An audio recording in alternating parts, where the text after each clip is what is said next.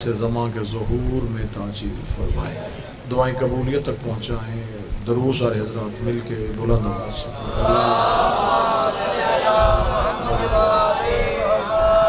اجازت ہے ذکر شروع کیا۔ آج 8 ذی الحجہ اسلامی تاریخ کے حوالے سے یہ دن اس لیے فراموش نہیں کیا جا سکتا کہ یہ وہ دن تھا جب حسین ابن علی مکہ کی حدود سے جا رہے تھے۔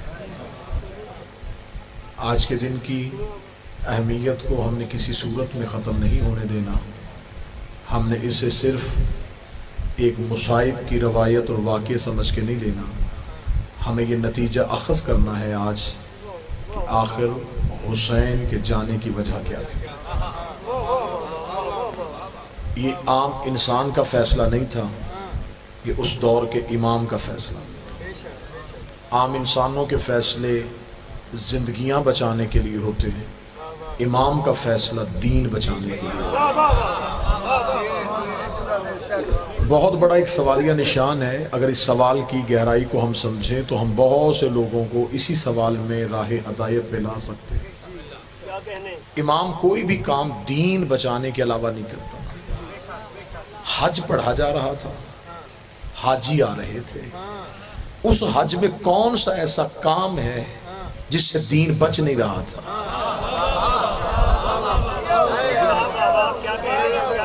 آخر وجہ کیا تھی؟ محرکات کیا ہیں؟ اسباب کیا ہیں؟ حسین جا کیوں رہے تھے؟ 28 رجب کو امام حسین مدینہ سے نکلتے ہیں۔ مدینہ سے مکہ کو زیادہ فاصلہ نہیں ہے۔ امام حسین 3 شعبان یا 2 شعبان کو مکہ میں پہنچ جاتے ہیں۔ شعبان کا پورا مہینہ مکہ میں رہتے ہیں، رمضان پورا مکہ میں رہتے ہیں، شوال رہتے ہیں، ذیقات رہتے ہیں، ذی الحج کی آج کے دن تک رہتے ہیں۔ جبکہ امام اپنے علم امامت کے ساتھ جانتے تھے کہ انہوں نے حج نہیں پڑھنا، تو جب حج پڑھنا نہیں تھا تو پھر مکے میں رکے کیوں تھے؟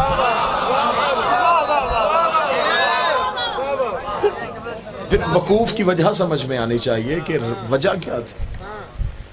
میں مثال دے دیتا ہوں، ویسے آئمہ کی یہ مثالیں تشبیہتاً تو غلط ہوتی ہیں، لیکن میں سمجھانے کی نیت سے اسے بغیر تشبیہ کے دینے لگا ہوں۔ میں مجلس کے لیے آ رہا ہوں، مجھے رستے میں پتہ چل جائے کہ مجلس ختم ہو چکی ہے، آخری ذاکر پڑھ چکے ہیں، ماتم داری ہو چکی ہے، میں جہاں تک پہنچا ہوں میں اس سفر کو وہیں روکوں گا اور وہاں سے واپس چلا جاؤں گا۔ کوئی مجھے کہے کہ چلیں ٹھیک ہے آپ جائیں تو صحیح، تو میں فوراً کہوں گا جس مقصد کے لیے جانا تھا، جب وہ مقصد ہی پورا نہیں ہو سکتا، مجلس ہی تمام ہو گئی ہے، تو میں کیوں جاؤں؟ جب مجھ جیسا کم علم بغیر مقصد کے سفر نہیں کرتا، تو آخر حضرت امام حسین علیہ السلام نے جو سفر کیا ہے، پھر مکہ میں قیام کیا ہے، پھر مسلسل حج کا انتظار کیا ہے، تو پھر حج پڑھا کیوں نہیں؟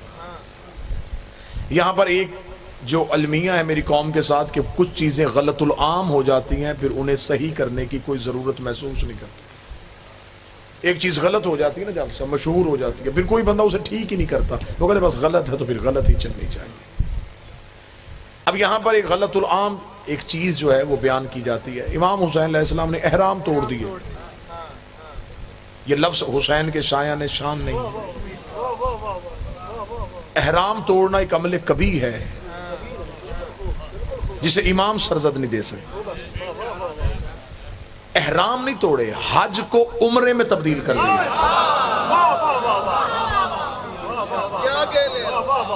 اگر ہم یہ جملہ ممبروں سے پڑھتے اور بچوں کے ذہن میں یہ جملہ بتاتے تو یہ جملہ اختیار امامت کو ثابت کر سکتا کہ امام کے پاس اتنا اختیار ہوتا ہے، وہ جب چاہے کسی بھی عمل کو حرام کر سکتا ہے۔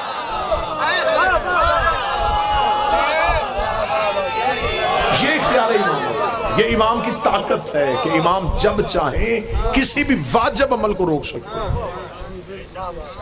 مثلاً اس کی کئی مثالیں، ہم اگر کوئی ہم سے دلائل مانگے گا تو دلائل کے انبار لگ سکتے ہیں کہ ایک شخص کو رسول نے حالت نماز میں آواز دی، اس نے کہا یا رسول اللہ، جب وہ واپس آیا تو رسول نے کہا میں نے آواز دی تو آیا کیوں نہیں؟ اس نے کہا میں نماز پڑھ رہا تھا۔ فرمایا تجھے نماز سکھائی کس نے تھی؟ تمہیں نماز کس نے سکھائی تھی؟ جس نے تمہیں بتائی تھی وہ تمہیں بلا رہا تھا. اس کا یا رسول اللہ کیا کرنا چاہیے تھا؟ فرمایا حجت جب بھی بلائے جس بھی حالت میں ہو. مولا حسین آپ کو سلامت رکھے. میں سفر حسین شروع کرنے لگا ہوں, وقوف مکہ پڑھنے لگا ہوں. حجت جب بھی بلائے جس بھی حالت میں ہو, وہ فعل تم پہ حرام ہو جاتا ہے. نماز اللہ کی عبادت ہے, نیت کی تھی صرف اللہ کی عبادت کے لیے, این نماز کے موقع پہ امام کی آواز آ جائے. اگر میں اسی پہ دلائل دینا شروع کر دوں تو 1 گھنٹہ گزر جائے گا اسی بات کی دلیل پہ کہ حجت جب بلائے تو عمل حرام ہو جاتا ہے. جنگ صفین میں مولا امیر المومنین نے اپنے نوکر سے کہا جلدی کر, وضو کے لیے پانی لے کے آ. جلدی سے وضو کے لیے پانی لایا گیا مولا کی وضو کے لیے. مولا نے وضو کیا, مصلی بچھایا. ادھر سے جنگ کا طبل بچ گیا. وہ ابھی نوکر وضو کر رہا تھا مصلی پہ آنے کے لیے.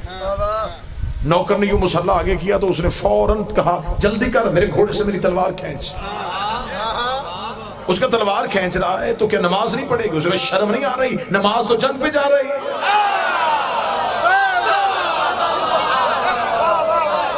نماز تو جنگ پہ جا رہی ہے.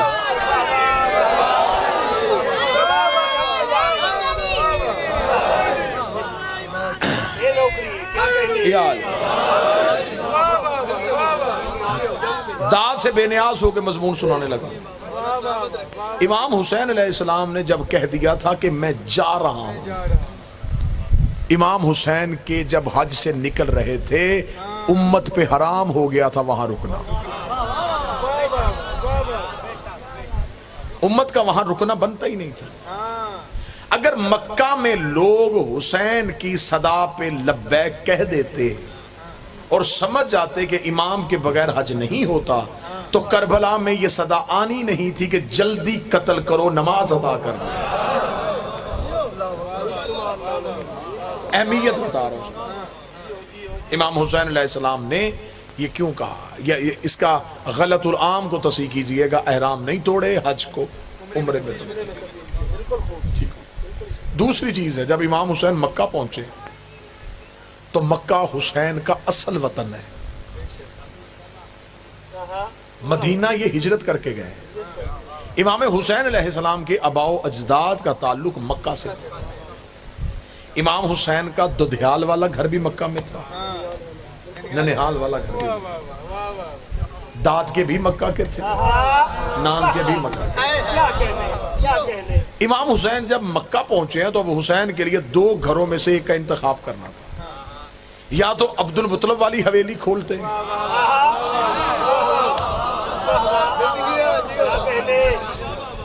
یا اپنی نانی خدیجہ کا محل کھولتے. اب دونوں میں سے حسین کا انتخاب کیا ہوا؟ امام حسین نے نانی خدیجہ کا گھر کھولا. اب حکمت امام سمجھیے گا, 5 مہینے نانی کے گھر میں بیٹھے رہے, کیونکہ اگر حسین دادے والا دروازہ کھول دے آج مورخ لکھ دیتا یہ حسین کا ددیال کی جاگیر تھی, حسین کو ورثے میں باپ کی طرف سے آئی تھی, حسین نے کھول لیا. حسین نے باپ والا ورثہ نہیں کھولا.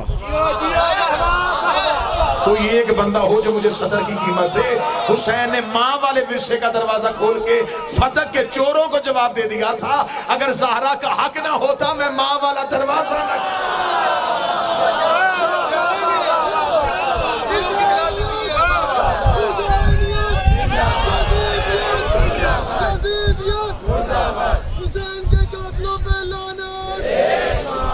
مسلسل امام حسین مکہ میں رہے ہیں اور مسلسل خطبات امام حسین جاری کرتے رہے. آج کسی بھی مولوی کو کہو کہ وہ مجھے قرآن کی حاشیے پہ لکھ کے دے جن حاجیوں نے حسین کو چھوڑ کے حج پڑھا, کیا ان کا حج ہوا؟ امام حسین مسلسل اس گھر میں بیٹھے رہے. امام حسین نے حج کا انتظار کیوں کیا؟ اس دور میں ذرائع ابلاغ نہیں تھے. ایک قتل کی خبر 1 سال بعد دوسرے علاقے میں پہنچتی تھی. جہاں جہاں ذرائع ابلاغ یزیدیت نے یا دشمنان آل محمد نے اپنے قبضے میں کر لیے تھے, یہ ان لوگوں کو آل محمد سے دور کرنے کے لیے جھوٹی حدیثیں اور جھوٹی روایتیں پیش کر رہے تھے. میں ایک بڑی معلوماتی مجلس آپ کو سنا، یعنی کہ اتنا ذرائع ابلاغ پہ دشمنوں کا کنٹرول ہو گیا تھا کہ امیر المومنین مسجد کوفہ میں شہید ہوتے ہیں اور دور دراز کے رہنے والے مسلمان ایک دوسرے سے سوال کرتے ہیں کہ علی مسجد میں کیا لینے کے لیے گئے تھے.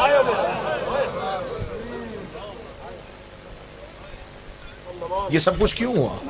یہ غلط حدیثوں کی وجہ سے، یہ جھوٹے راویوں کی وجہ سے کہ جی رسول کے بعد تو خاندان رسول کو اس لیے ممبر سے دور کر دیا گیا ہے کہ وہ تو اب معاذ اللہ ثم معاذ اللہ دین بھی ہے ہی نہیں، لہذا وہ حکومت مانگ رہے تھے، ہم نے ان کو ایک سائڈ پہ کر دیا، حکومت ہم کر رہے ہیں. دشمنان آل محمد نے مسلمانوں کے دلوں میں، جن کے دل میں ظاہراً دشمنی نہیں تھی، نفرت بھر دی تھی. اب امام حسین علیہ السلام چاہتے تھے کہ کوئی ایسا موقع ہو جہاں ساری امت اکٹھی ہو.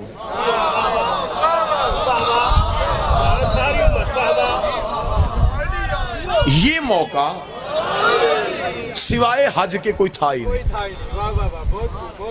حج میں ہر کسی نے آنا.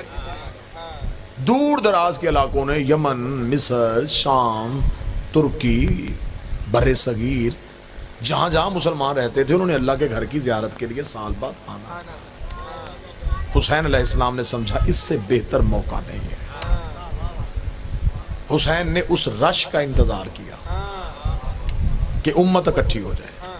اور حج کے دنوں میں صرف مسلمان ہی نہیں آتے تھے، غیر مسلم بھی آ جاتے تھے. وہ حج پڑھنے کے لیے نہیں آتے تھے. انسانوں کا سب سے بڑا اجتماع مکے میں ہوتا تھا، تو وہ تجارت کی غرض سے مکے آ جاتے تھے. حدود حرم میں داخل نہیں ہو سکتے تھے، کافر پہ پابندی تھی، لہٰذا وہ مکہ سے باہر بیٹھ جاتے. کوئی چادریں بیچ رہا ہوتا، کوئی کھجوریں بیچ رہا ہوتا، کوئی جانور بیچ رہا ہوتا. وہ سمجھتے کہ یہ تجارتی منڈی ہے، یہاں پہ ہم تجارت بھی کر سکتے ہیں. ٹھیک ہے. اب یہ حج والا موقع بڑا غنیمت والا موقع تھا. آنے شروع ہو گئے جی، کوئی ادھر سے لشکر، کوئی ادھر سے لوگ آ گئے، کوئی ادھر سے قافلے، ادھر سے قافلے، ادھر سے قافلے. قافلے اکٹھے ہو گئے. اللہ کے گھر کا آج والے دن طواف شروع ہو گیا.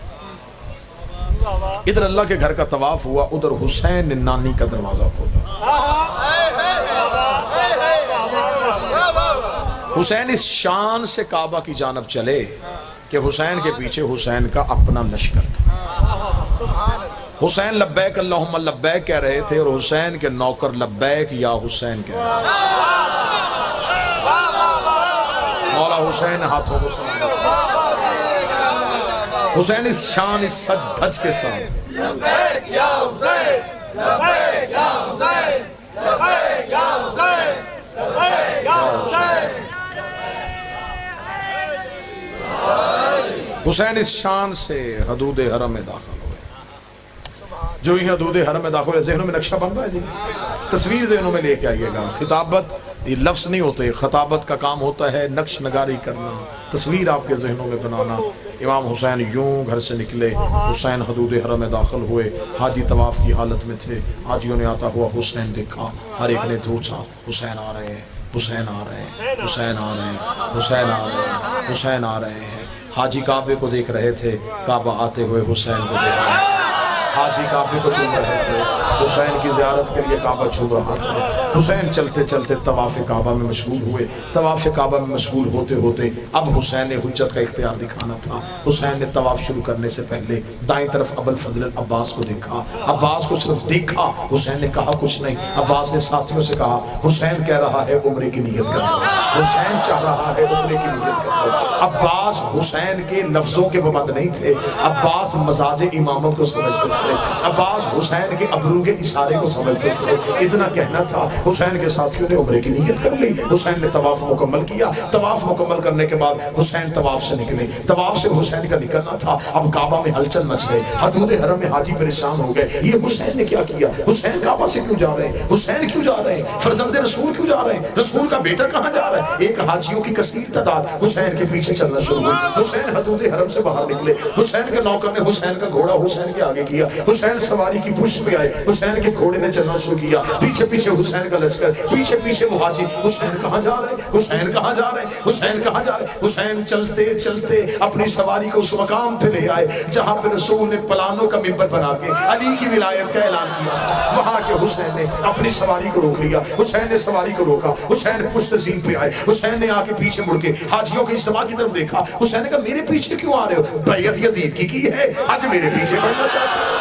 بیعت یزید کی ہے، حج میرے پیچھے پڑھنا چاہ رہے ہو؟ کس بات کی مجبوری ہے؟ جس کی بیعت کی ہے جاؤ اسے کہو تمہیں حج پڑھ کے دکھائے۔ حسین نے کہا واپس پلٹو، میرے پیچھے کیوں آ رہے ہو؟ میرے پیچھے کیوں آ رہے ہو؟ انہوں نے کہا حسین اگر تو چلا گیا تو ہم عبادت کیسے کریں گے؟ یہ جملہ حسین نے تاریخ میں لکھوانا تھا کہ جس عبادت سے ہم چلے جائیں پیچھے اللہ عبادت قبول ہی نہیں۔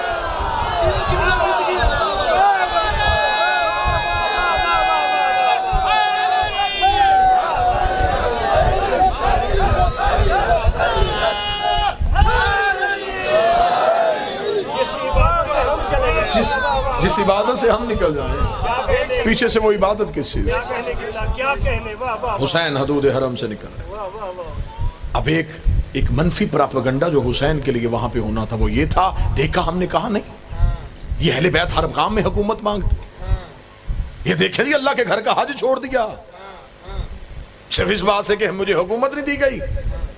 یہ پراپیگنڈا ہونے والا تھا یا حسین نے عباس کو حکم دیا، عباس سیدھے کعبے کی چھت پہ چلے گا۔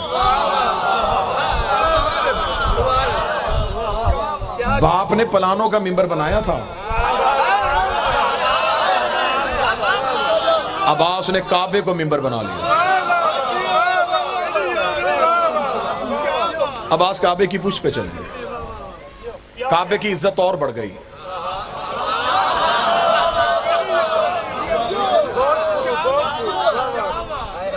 اچھا ہوتا ہے وہ گھر جس پہ علم ہو۔ کعبے کی چھت پہ صرف علم نہیں علمدار تھا۔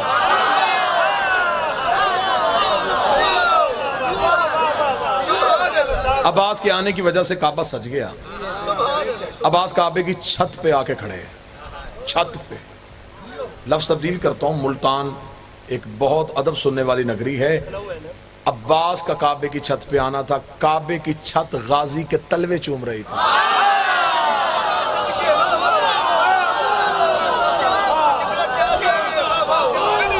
عباس کے پاؤں کے تلوے کعبہ کی چھت چوم رہی تھی۔ عباس کعبہ کی چھت پہ کھڑے تھے، حاجی طواف میں نقشہ بن جائے گا، لطف اتنا آئے گا، رات تک ٹھنڈک محسوس ہوگی سینے میں۔ حاجی طواف میں درمیان میں کعبہ، چھت پہ عباس، دور حسین کھڑے عباس کو دیکھ رہے تھے۔ حسین کی کرسی لگ چکی تھی، حسین عباس کو دیکھ رہے تھے۔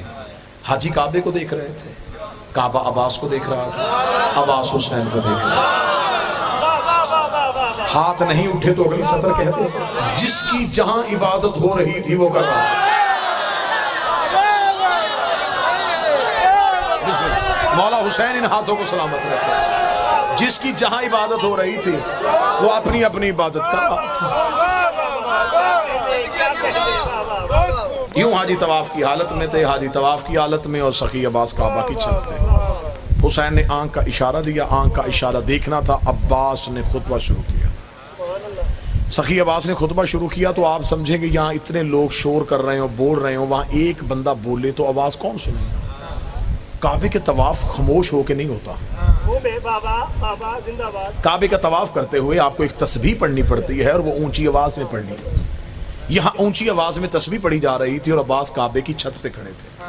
کعبے کی چھت پہ کھڑے عباس نے خطبہ جاری کیا، اتنی خاموشی ہو گئی کہ دلوں کی دھڑکن کانوں میں سن رہے ہیں۔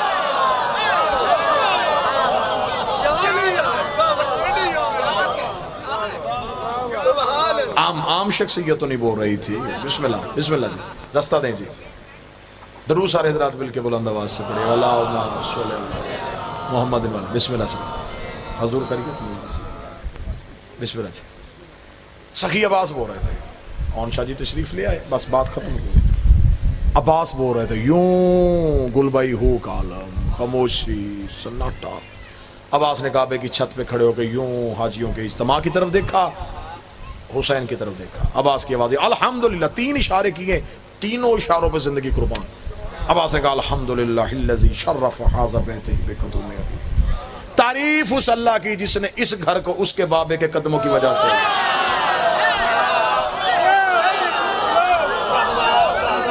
تعریف اس اللہ کی جس نے اس گھر کو اس کے بابا کی، لا الہ الا اللہ محمد رسول اللہ، جس نے اس گھر کو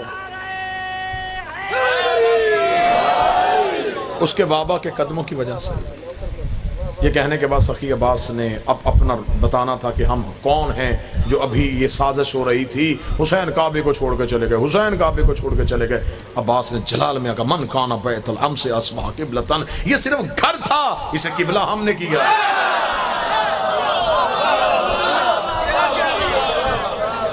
گھروں کے طواف تو نہیں ہوتے نا، کمروں کی طرف منہ کر کے تو سجدہ نہیں ہوتا۔ عباس نے کہا یہ تو گھر تھا، اسے قبلہ ہم نے کیا، اسے سجدہ اینٹوں کی وجہ سے نہیں ہو رہا، ہماری وجہ سے، اسے سجدہ اس کی وجہ سے نہیں ہو رہا، ہماری وجہ سے ہو رہا، اس کی نسبت ہمارے ساتھ ہے۔ اگلی سطر بنتی ہی عباس کی تھی۔ میں پیران شاہ جی ہمیشہ سوچتا تھا کہ مولا عباس کا انتخاب کیوں کیا اس خطبے کے لیے۔ عباس کے لہجے میں علی والا روب تھا، جلال تھا عباس کے لہجے میں۔ اب عباس اس بات میں جلال میں تھے کہ یہ لوگ کہہ رہے ہیں کہ ہم نے حسین کو حج نہیں پڑھنے دیا۔ عباس نے یوں زمین کی طرف دیکھا، لفظ اتنا بڑا آ گیا ہے مجھے سطر پہ قیمت چاہیے۔ حسین نے دیکھا ہوا عباس کو، عباس کعبے کی چھت پہ ہیں، عباس نے حسین سے اشارہ لیا، اشارہ لینے کے بعد عباس نے رینگتے ہوئے حاجیوں کو دیکھا۔ میں چلتے ہوئے تو کہہ نہیں سکتا، میں کیسے کہوں چل رہے تھے، جو حسین کو چھوڑ دے پھر انسانیت کے ساتھ تعلق کیا ہے۔ حسین عباس نے یوں رینگتے ہوئے حاجیوں کو دیکھا، رینگتے ہوئے حاجیوں کو دیکھے عباس کی علم کی قسم ہے غازی کا یہ جملہ نہ ہوتا میں منبر پہ غلط پڑھوں، مجھے عباس معاف نہ کرے۔ عباس نے یوں رینگتے ہوئے حاجیوں کو دیکھا ایھا الکافرۃ والفاجرہ، او کافرو، اے فاجرو، اے کافرو، او فاجرو، کافرو، فاجرو۔ سخی عباس آپ کن سے کافر کہہ رہے ہیں؟ ان کے بدن پہ احرام ہے، ان کے چہرے پہ داڑیاں ہیں، یہ غسل کر کے آئے ہیں، یہ وضو کر کے آئے ہیں، یہ لبیک اللہم لبیک کہہ رہے ہیں، یہ تو اللہ کے گھر کا حج کرنے آئے ہیں، اور تو نے کعبے کی چھت پہ انہیں کافر کہہ دیا ہے۔ عباس کا کافر کہہ کے زمانے کو بتا دیا ہے جن کے دین سے حسین نکل جائے وہ اللہ کے گھر میں بھی کافر ہوتا ہے۔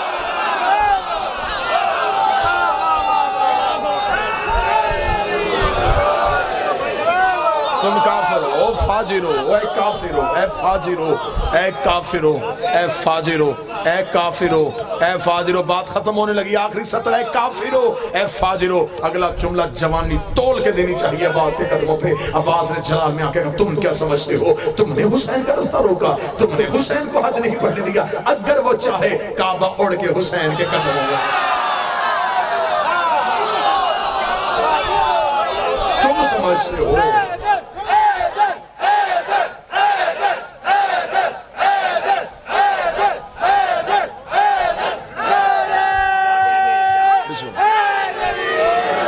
سمجھتے ہو کہ تم نے حج نہیں پڑھنے دیا، اگر وہ چاہے کعبہ اڑ کے حسین کا طواف کرے۔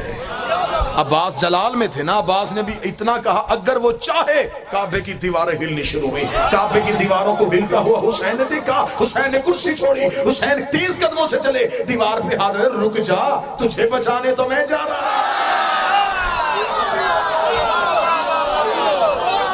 تجھے بچانے تو میں جا رہا۔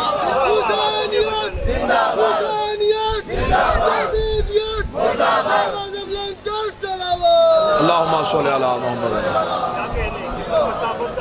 اگلی سطر آج کے دن کی اگلی سطر سخی عباس کی۔ مولا عباس دے کے کہتے ہیں حجر اسود کو تم چومنے آئے ہو، حجر اسود میرے مولا کے ہاتھوں کو چومتا ہے۔ بڑا فصیح و بلی خطبہ، اگر حکم امام نہ ہوتا ہم تم پہ ایسے حملہ کر دیتے جیسے باز چڑیوں کے غول پہ آتا۔ گرجدار خطبہ دیا، بس آخری سطر کہنے لگا حسین کعبہ سے نکلے، لوگوں نے جاتا حسین دیکھا، یہ نہیں دیکھا کہ لے کے کیا جا رہا ہے۔ حسین کعبے سے کعبہ کی روح کو لے کے چل پڑے۔ میں نے صدر کہی ہے 2-4 بندوں کے ہاتھ اٹھے ہیں، میں نے کوئی شاعری تخیل نہیں پڑھا تھا کہ حسین کعبہ سے کعبہ کی روح کو لے کے چلے گئے، اب وہاں صرف بدن ہے، روح حسین کربلا لے گیا، اب وہاں صرف جسم ہے، روح حسین کربلا لے گیا۔ اگر روح وہاں ہوتی تو کربلا کی سواری 70,000 حج سے افضل نہ ہوتی۔ وہاں جسم ہے، روح کربلا،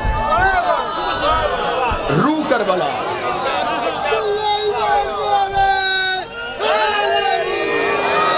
کعبہ بدن ہے، روح کربلا ہے۔ اگر روح کربلا نہ ہوتی تو حسین کی ذری پہ نہ لکھا ہوتا من زار الحسین فقط زار اللہ، جس نے حسین کی زیارت کی، حسین کی نہیں اللہ کی زیارت۔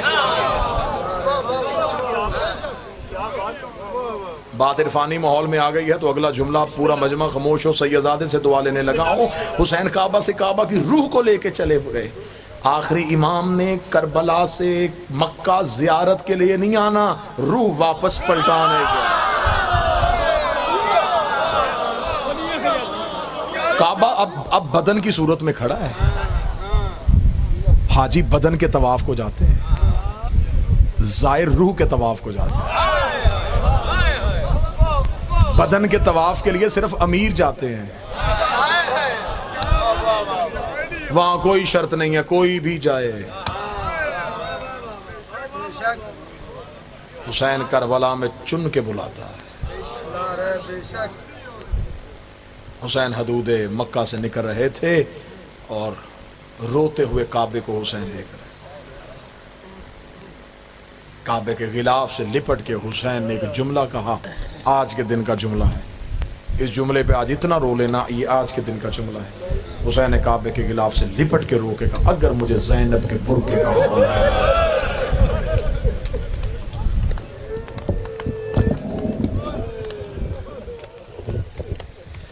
حسین نے یہ لفظ کہے، حسین حدود مکہ سے نکل رہے تھے، لوگ سواریوں سے اتر رہے تھے اور علی کی بیٹیاں اونٹوں میں سوار۔ کعبہ اداس ہو گیا، کربلا بے چین ہو گئے۔ شہر کا مالک شہر سے جا رہا تھا، مسافر سے اس کا دوسرا وطن بھی چھڑوا دیا گیا۔ بڑا مشکل ہوتا ہے وہ شہر چھوڑنا جہاں اپنوں کی قبریں ہوں۔ سادات و غیر سادات سے معافی مانگ کے مصائب کی دنیا کا بہت عمدہ لہجہ، جن کو سیدان نے نسلوں میں ذکر حسین ودیت کیا ہے، وہ آپ کو جی بھر کے مصائب کے قرآن سے آیتیں پڑھ پڑھ کے سنائیں گے۔ روتے ہوئے قبر رسول سے اٹھ کے حسین گھر میں آئے، دروازے پہ ہاتھ رکھا، اندر سے ماں کی شکل والی بہن اٹھی، حسین کے گلے میں باہیں ڈال کے کہتی، پہلے بتا نانے کی قبر پہ رویا کیوں تھا؟ حسین نے رو کے جو جملہ کہا، حسین رو کے کہتے، آج میرا حسن ہوتا، میں حسن سے کوئی مشورہ کرتا۔ بھائی کی داڑھی چوم کے کہتی، نہ رو، حسن بھی میں ہوں، علی بھی میں ہوں، بطول بھی میں ہوں، جو مشورہ کرنا مجھ سے کر، میں شریکت الحسین ہوں۔ میں نے ماں کے پہلو میں پٹیاں باندھی ہیں، میں نے بابے کے سر پہ پٹیاں باندھی ہیں، میں نے حسن کے جنازے سے تیر کھینچے۔ حسین جو مشورہ کرنا مجھ سے کر۔ حسین تڑپ کے کہتے ہیں، عالیہ پھر مشورہ تو یہی ہے، محاذ دو ہیں، میں اکیلا ہوں۔ میں کربلا میں جاؤں تو شام فتح نہیں ہوتی ہے، میں شام جاؤں کربلا فتح نہیں ہوتی۔ جہاں جہاں سید بیٹھے اگلے جملے پہ ہائے نکلے گی، بھائی کی داڑھی چوم کے کہتی ہے، ان میں سے مشکل کون سا؟ حسین رو کہتے، شام کے لوگ بڑے کمینے ہیں۔ تڑپ کے کہتی، کربلا تو سو جانا، شام تیری زینب چاہیے۔ تڑپ کے حسین نے رو کے کہا، عالیہ شام کا مزاج تیرے لائق نہیں، شام کے لوگ بڑے کمینے ہیں، یہ نبیوں سے فتح نہیں ہوا۔ تڑپ کے کہتی، نہ رو، میں علی کی بیٹی ہوں، تب تک اٹھوں گی نہیں جب تک یہ نعرہ نہ لگ جائے، حسین حق پہ تھا۔ عالیہ شکریہ، یہ کہنے کے بعد حسین کی آنکھ سے پھر آنسو آیا، اپنی چادر سے حسین کا آنسو صاف کیا، رو کہتی اب کون سا درد ہے؟ حسین رو کے کہتے فوج ایک ہے محاذ تو، فوج کربلا میں لڑاؤں یا شام میں لڑاؤں؟ رو کے کہنے لگی میں جنت اور دوزخ تقسیم کرنے والے کی بیٹی ہوں، اگر تو کہے فوج میں تقسیم کروں کیسے تقسیم کرے گی؟ رو کہتی رقیہ مجھے دے دے عباس تو دے دے، لیلا مجھے دے دے اکبر تو رکھ لے، فروہ مجھے دے دے قاسم تو رکھ لے۔ حسین میں تڑپ کے رو کے تیری ایک منت کرتی ہوں، اگر ہو سکے ایک سجاد مجھے دے دے، مجھے شام کی گلیوں میں تیری یاد آئے، میں تیرے لال کا چہرہ۔ حسین فوج تقسیم کرتے ہیں، فوج تقسیم ہو گئی۔ فوج تقسیم ہونے کے بعد حسین اٹھے، رو کے آواز آئی حق ادا کر دیا تو نے شریکت الحسین ہونے کا۔ مولا حسین کا قدم حجرہ عالیہ سے باہر گیا، دوسرا قدم اٹھنے سے پہلے حسین رک گئے، کاندھے پہ ہاتھ رکھ کے تھی اب کیوں رکا؟ رو کے کہتا ایک تکلیف اور ہے، ایک مشکل اور ہے۔ مشکل بتا، میں مشکل کشا کی بیٹی ہوں، جو غازی کے نوکر بیٹھے ہو ہائے کہنا۔ حسین رو کہتے عباس کو کون سمجھائے گا؟ اتنا جملہ کہنا، رو کے کہتی ہے یہیں پر رکا، مفزا غازی میرے دروازے پہ بولا، روتا ہوا عباس عالیہ کے دروازے پہ آیا۔ بی بی رو کہتی پہلی اور آخری بار کہہ رہی ہوں، جو حسین کہتا جائے وہ کرتا ہے۔ اتنا جملہ کہنا تھا، حسین کا دوسرا پاؤں حجرے سے باہر آیا، عباس نے سر سے امامہ اتارا، قدموں پہ رکھ کے کہتا میں نے انکار کب کیا تھا، تو نے بہن سے سفارش کیوں؟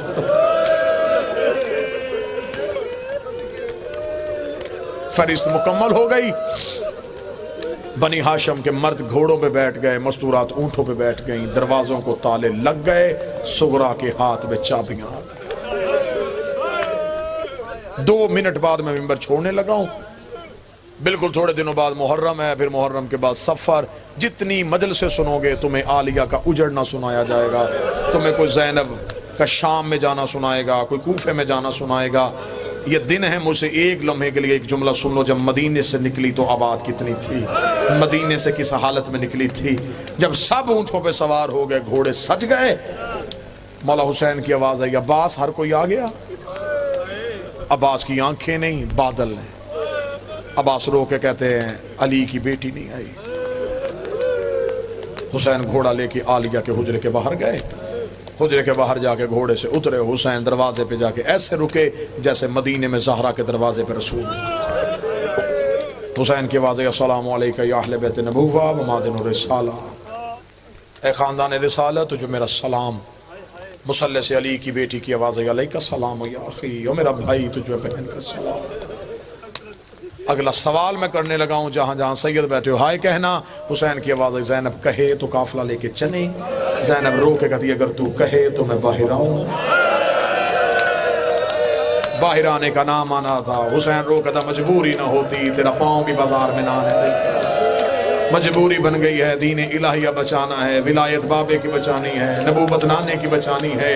رو کے کہتی تو نہ گھبرا، میں گھر سے باہر آ رہی ہوں۔ بی بی نے اپنے حجرے کا پردہ اٹھایا، سر سے لے کے پاؤں تک چادر تطہیر میں لپٹی ہوئی۔ علی کی بیٹی حجرے سے باہر آئی، بی بی نے اپنا دایاں ہاتھ آگے کیا، اکبر نے بڑھ کے آگے پھوپھی کے ہاتھ میں ہاتھ رکھا، بی بی نے سورہ مزمل کی تلاوت شروع کی۔ ادھر سے بی بی کا بایاں ہاتھ آیا، ادھر سے حسن کا قاسم دوڑ کے آیا، بی بی کا دوسرا قدم صحن پہ آیا تھا، اونو محمد نے سروں سے امامے اتارے، ماں کے قدموں کے نشان مٹانے شروع کیے۔ آگے آگے علموں والا عباس تھا، سر سے امامہ اتار گیا، الحجاب الحجاب الحجاب، پروازیں بند کرو۔ علی کی بیٹی گھر سے باہر آ گئی، محمد کی بیٹیاں گھر سے باہر آ گئی، ابھی زہرا کی حویلی کا دروازہ نہیں آیا۔ زینب رو کے کہتی ہے حسین کتنا چلنا ہے، میں تھک گئی ہوں۔ آواز آئی ابھی تھک گئی، شام کے بازار، کوفے کی گلیاں، شرابیوں کے مجمع،